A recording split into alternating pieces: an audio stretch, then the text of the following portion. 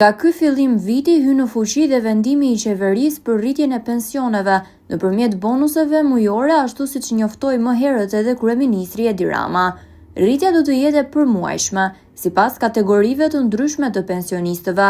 Përfituesit në qytet do të marrin shtesë rreth 1.800 lekë në muaj, 800 lekë në muaj për pensionet urbane të pjesshme, 1.000 lekë në muaj për pensionet rurale, 700 lekë në muaj për pensionet familjare dhe 600 lekë për pensionet e invaliditetit.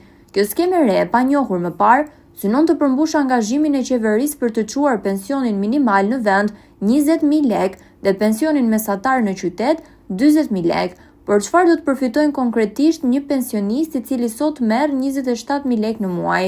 Në vitin 2029, ai do të marrë 40.000 lekë në muaj.